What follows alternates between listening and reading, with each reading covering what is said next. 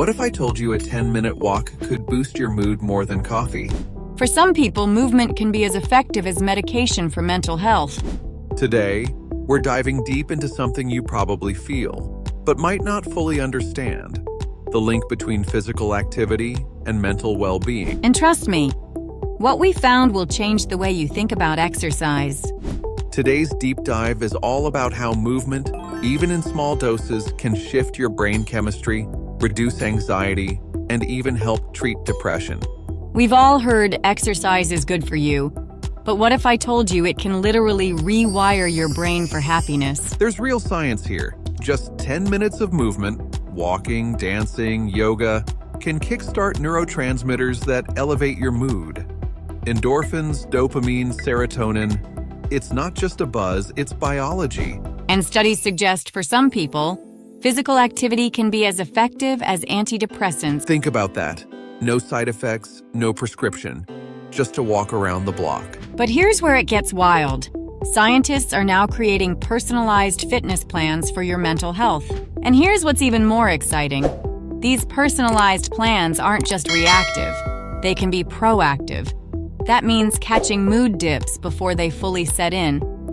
Imagine your workout app knowing not just your steps, but your stress levels, your sleep, even your emotional triggers. That's exactly what's happening. Researchers are using wearables and AI to create mental wellness workouts tailored to your needs. Think of it like Spotify, but instead of a playlist, you get a workout mix for your brain chemistry. Your smartwatch could eventually nudge you to move, not just because you've been sitting too long, but because it senses early signs of mental fatigue. Its movement is medicine, delivered with precision. And it's not science fiction.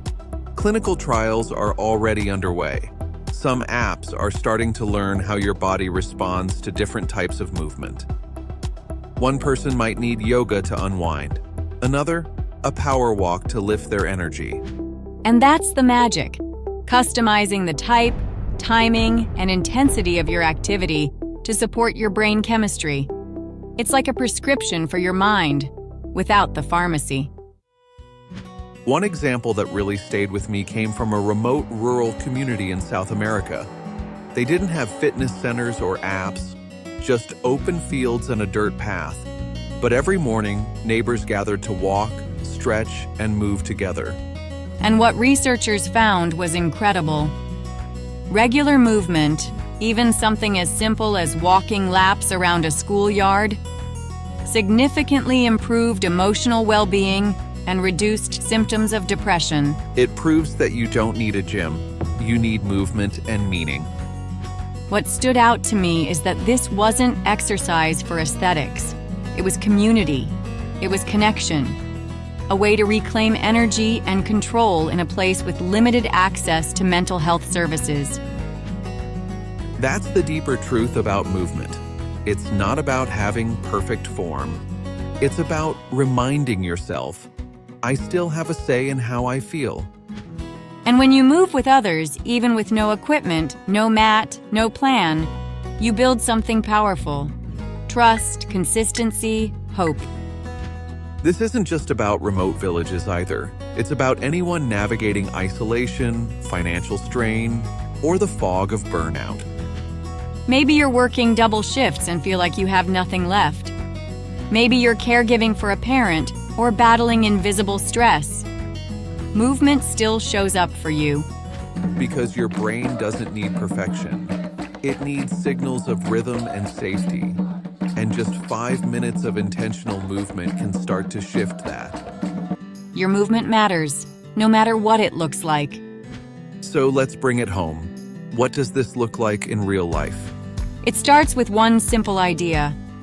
Movement is medicine, not punishment, not a project, not a performance. Start where you are. We often wait for perfect conditions to begin, but your brain doesn't need perfect. It just needs consistent signals that you're safe, alive, and engaged. And the more often you move with intention, the more your nervous system learns that you're not frozen, that you're capable of shift, even in small ways. This could be the way you re-enter your body, the way you reclaim calm, the way you start to feel like you again. Write it down, schedule it, make it sacred.